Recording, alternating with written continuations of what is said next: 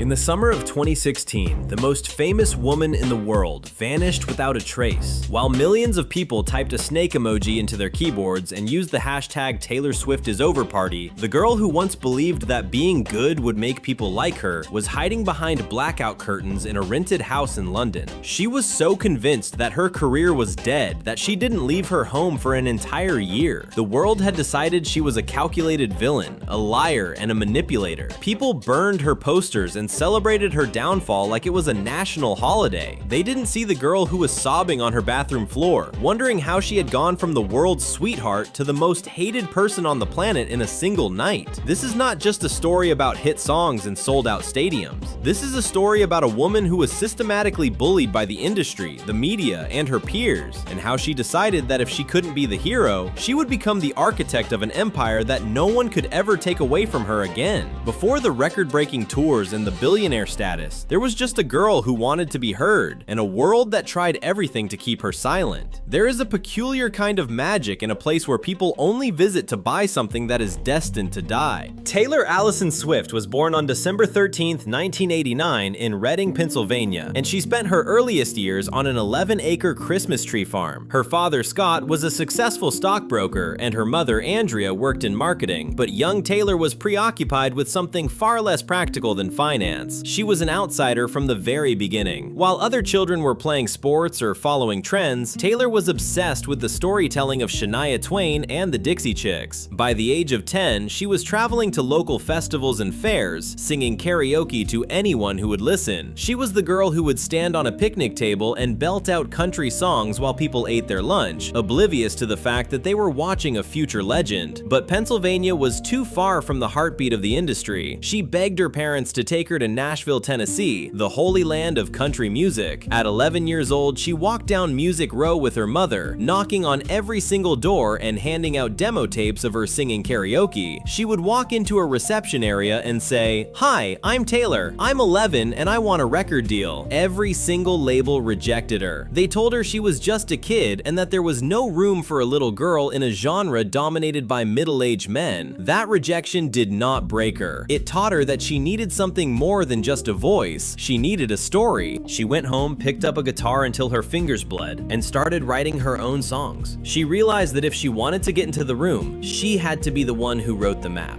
By 14, her family made the ultimate sacrifice, selling their home and moving to Hendersonville, Tennessee, to give her one last shot at the dream. She was a girl with a guitar and a plan, standing at the gates of a city that had already told her no. Imagine sitting alone at a lunch table while the popular girls whisper about your clothes and your hair, never knowing that one day you will own the very ground they walk on. For Taylor, high school in Tennessee was a nightmare of isolation. She was the tall, curly-haired girl who wrote poems in the back of the class, and to her peers, she was an easy target for exclusion. She would go home and cry, but instead of letting the sadness consume her, she turned it into lyrics. She realized that if she wrote about the boys who broke her heart and the girls who were mean to her, she felt like she had the last word. This was the birth of her superpower, the ability to turn personal pain into a universal anthem. While she was struggling to find friends at school, she was making waves in the Nashville songwriting community. She became the youngest songwriter ever hired by Sony/ATV Tree Publishing House, but she still didn't have a record deal. She walked away from a development deal with RCA Records because they wanted her to wait until she was 18 to release an album. She looked at her father and said, "I do not have 4 years to wait." It was a massive gamble for a teenager, but it paid off when she performed at the Bluebird Cafe and caught the eye of a man named Scott Borchetta. He was starting a tiny independent label called Big Machine Records. He had no furniture, no staff, and no money, but he believed in her songs. Taylor became his first signing. She helped him pack the CDs into envelopes and drive them to the post office. In June of 2006, she released her first single, Tim McGraw. She was 16 years old, traveling across the country in a small van with her mother, visiting radio stations and begging them to play her song. She would walk into a booth and tell the DJ, "I know I am young, but please just listen to the lyrics." Slowly, the song started to climb the charts. The girl who had no one to sit with at lunch was suddenly the voice of millions of teenagers who felt exactly the same way. She wasn't just a singer anymore, she was a confidant. A 19-year-old girl in a sparkling white dress stands on a stage holding a silver silver trophy, finally feeling like she belongs, until a man twice her age walks up and shatters her reality in front of 100 million people. September 13th, 2009 is a date that is etched into the history of pop culture as the moment the world shifted for Taylor Swift. She had just won Best Female Video at the MTV Video Music Awards for You Belong With Me, beating out global superstars like Beyonce. As she started her acceptance speech, Kanye West climbed onto the stage, took the microphone out of her hand, and told the audience that Beyonce had one of the best videos of all time. The room went silent for a second before a wave of boos erupted from the crowd. Taylor stood there frozen, her heart sinking into her stomach. In her mind, she didn't think the crowd was booing Kanye. She thought they were booing her. She thought the entire industry was telling her that she didn't deserve to be there. She went backstage and sobbed, believing her career was over just as it was beginning. What Kanye didn't realize was that he had just handed Taylor the ultimate narrative of the underdog. The entire world rushed to her defense. Even President Barack Obama called him a jackass. But for Taylor, the wound went deeper than a single award show. It instilled in her a desperate, pathological need to be liked and to prove her worth over and over again. She felt like she had to work 5 times harder than anyone else just to justify her seat at the table. She didn't want to be the victim. She wanted to be the victor. She channeled that confusion into her music, writing the entire Speak Now album by herself with no co-writers, just to prove to the critics that she wasn't a manufactured product. She was determined to show the world that she was a songwriter first and a celebrity second. But the industry was already preparing its next weapon against her, and it was going to use her own heart as the target. They didn't call her a genius or a poet, they called her a serial dater and a crazy ex-girlfriend who couldn't keep a man for more than 3 months. As Taylor's fame reached astronomical levels during the Fearless and Red eras, the media's obsession with her personal life turned into a weapon of mass destruction. Every time she was seen walking down a street with a man, the tabloids would create a spreadsheet of her past relationships. Late-night talk show hosts made her the punchline of every joke, and award show presenters told her to stay away from the men in the front row. The narrative was clear. Taylor Swift was a boy-crazy girl who only wrote songs to get revenge. This was a level of slut-shaming that few other stars had ever faced. She felt like her music was being overshadowed by a caricature of herself that she didn't recognize. She looked at her team and said, "Why is it that when a man writes about his heartbreak, it is art, but when I do it, it is a weapon?" The double standard was infuriating, and it started to change the way she moved through the world. She became guarded and cynical. During the Red era, she explored deeper, more experimental sounds, creating All Too Well, a song that would eventually be hailed as one of the greatest ever written. But even as the fans screamed the lyrics, the press only wanted to know which famous actor it was about. She was being treated like a crossword puzzle instead of a human being. She decided that if the world was going to call her a calculated girl who used her life for content, she would lean into the calculation. She began to drop Easter eggs and hidden messages in her liner notes, turning her albums into an interactive game for her fans. She was building a community that understood her, even as the rest of the world mocked her. But the pressure of being the perfect girl next door was becoming a weight that she could no longer carry without breaking her own bones. She moved to New York, cut her hair, and became the most powerful woman in pop music. But behind the scenes, she was looking in the mirror and seeing a girl who wasn't thin enough to be loved. The 1989 era was the moment Taylor Swift became a global deity. She officially moved away from country music and embraced a sleek, 80s-inspired pop sound that dominated the airwaves for 2 years straight. She won her second Grammy for Album of the Year and created The Squad, a group of famous models and actresses who accompanied her everywhere. From the outside, it looked like she had finally won. She was beautiful, successful, and surrounded by friends. But the reality was much darker. The constant scrutiny of her body led her to develop an eating disorder. She would see a picture of herself where her stomach looked too big, and she would just stop eating. She would walk onto a stage to perform a 2-hour show and feel like she was going to pass out because she hadn't had a real meal in days. She told herself that she was just being healthy and that it was normal to be that thin in Hollywood. She was living in a state of constant exhaustion, trying to maintain the impossible standard of the 2014 fashion aesthetic. At the same time, the backlash was brewing. People were getting tired of seeing her everywhere. They called her friendship group a cult and accused her of being fake. The media that had once praised her for being relatable was now calling her annoying and overexposed. She felt the tide turning. burning, but she didn't know how to stop it. She was standing on the highest peak of her career, looking down at a world that was waiting for her to slip. And in 2016, a single phone call would provide the shove that sent her falling into the abyss. She thought she was invincible, but she was about to learn that in the world of fame, you are only as good as your last headline. It started with a recorded phone call and ended with a global invitation to a funeral for a reputation that hadn't even finished dying yet. In 2016, the world saw what happened when a single narrative is twisted into a weapon of mass destruction. After a public dispute over a song lyric by Kanye West that Taylor claimed she never approved, Kim Kardashian released a series of edited clips on Snapchat. The footage made it appear that Taylor was a liar who had been playing the victim all along. Within seconds, the internet became a digital coliseum where millions of people cheered for her execution. The snake emoji was everywhere, clogging her comments and her mentions, becoming the mark of a traitor. Taylor watched in horror as her phone screen became a mirror of a world that despised her. She realized that everything she had worked for since she was 11 years old had been dismantled in a single night. The girl who desperately needed to be liked was suddenly the most hated person on the planet. She felt a level of betrayal that was visceral, as even people she thought were her friends went silent. She decided that if the world wanted her gone, she would give them exactly what they asked for. She turned off her phone, stopped all public appearances, and vanished. She moved to London and spent her days hiding behind blackout curtains, drinking wine, and crying. She felt like a ghost haunting her own life. She was 26 years old, and she was convinced that she would never be allowed to make music again. She was mourning a version of herself that the world had killed, unaware that in the darkness of that year, she was planting the seeds for a resurrection that would change the rules of the music industry forever. You can either let the fire burn your house down, or you can use the heat to forge a sword that is sharp enough to cut through every lie ever told about you. In late 2017, after a year of silence, Taylor Swift returned with a literal hiss. Instead of apologizing for things she didn't do, she reclaimed the very symbol people had used to insult her. She filled her social media with videos of snakes and announced her new album, Reputation. When the music video for Look What You Made Me Do premiered, it broke the internet, showing her standing on a pile of her former selves. She was telling the world that the old Taylor was dead and that she didn't care about being their sweetheart anymore. She realized that being respected was far more valuable than being liked. During the Reputation Stadium tour, she performed in front of giant inflatable snakes, turning the weapon of her enemies into her own iconography. But while she was reclaiming her power in public, she was finding a different kind of peace in private. She had fallen in love with an actor named Joe Alwyn, and for the first time in her adult life, she kept her relationship completely hidden from the cameras. She learned that a life lived for the approval of strangers is a life not lived at all. She was no longer looking for validation in headlines. She was finding it in the quiet moments of a secret love and the loyalty of fans who had stayed by her side through the storm. She had survived the greatest cancellation in history, and she emerged not as a victim, but as a queen who had finally learned how to protect her crown. There is no greater nightmare for a creator than waking up to find that the art you bled for, the songs you wrote in your bedroom at 15, now belong to a man who tried to destroy you. In 2019, Taylor faced a betrayal that felt like a heist of her soul. Her former label head, Scott Borchetta, sold the master recordings of her first 6 albums to Scooter Braun, a man Taylor had publicly accused of bullying her for years. She was devastated. She felt like her entire legacy had been stripped away and sold to the highest bidder. She described it as her worst-case scenario. But instead of quietly accepting her fate, Taylor did something that no one in the history of music had ever dared to do. She announced that she would re-record every single one of those 6 albums. She was going to recreate her life's work from scratch, so that she could finally own her own voice. It was a massive, unprecedented undertaking that the industry experts said would never work. They said people wouldn't care about hearing old songs again. They were wrong. Taylor began the process of meticulously recreating Fearless and Red, adding new songs from the vault that had never been heard before. This wasn't just about business, it was about the fundamental right of an artist to own their creation. She was turning a corporate battle into a public movement for artists' rights. She was teaching a generation of fans about the importance of ownership and the power of standing up for yourself when powerful men try to take what is yours. She was no longer just a pop star, she was a revolutionary leader in a war for the soul of the music industry. industry. When the world stopped turning and the stadiums went dark, the girl who once needed glitter and dancers realized that all she ever really needed was a pen, a paper, and a forest to get lost in. The pandemic of 2020 forced the world into isolation, and for Taylor, it was a creative explosion. Without the pressure of a tour or the need to write a radio hit, she retreated into a fictional world of indie folk and storytelling. She collaborated with Aaron Dessner and Jack Antonoff to create Folklore and Evermore, two albums that were recorded in total secrecy. She traded the high-fashion outfits for oversized cardigans and the pop synths for acoustic guitars. The albums were a masterclass in songwriting, proving once and for all that she was the greatest poet of her generation. She wasn't writing about her own boyfriends anymore. She was writing about ghosts, secret affairs, and small-town tragedies. The critics who had spent a decade mocking her were suddenly forced to admit that she was a genius. Folklore won her a third Grammy for Album of the Year, making her the first woman in history to achieve that feat. She had found a way to thrive in the silence. She realized that her talent didn't depend on the noise of fame or the spectacle of a stage. She was a storyteller at her core, and the world was finally listening to the words instead of looking at the headlines. She had found a new level of artistic freedom, one that allowed her to be as complicated and as deep as she wanted to be. She was no longer chasing the light. She had become the source of it herself. If you want to understand the true power of Taylor Swift, you don't look at the charts, you look at the seismographs that recorded actual earthquakes caused by the rhythmic jumping of 70,000 people who finally feel like they are seen. The Eras Tour became more than just a concert. It became a global economic phenomenon that changed the GDP of entire countries. Taylor was no longer just a musician, she was a force of nature. From the chaos of Ticketmaster meltdowns to the billionaire status she achieved through her own hard work and ownership, she had become the most powerful person in the music industry. But the true legacy of the Eras Tour was the way it celebrated every version of the girl she used to be. She didn't hide the awkward country girl or the canceled villain. She embraced them all. She showed the world that you can be broken, you can be hated, and you can be betrayed, and you can still come back stronger than ever before. Today, Taylor Swift stands as the architect of an empire built on honesty, resilience, and an unbreakable bond with her fans. She is the girl who refused to stay in the box the industry built for her. She is the woman who took back her name and her voice. As she looks out at the sea of lights in a stadium, she isn't looking for approval anymore. She is looking at the proof that she was right to never give up. The girl from the Christmas tree farm didn't just find a way out of the forest. She built a world where everyone is invited to sit by the fire and tell their own story. The old Taylor didn't die. She just evolved into something that the world can no longer contain.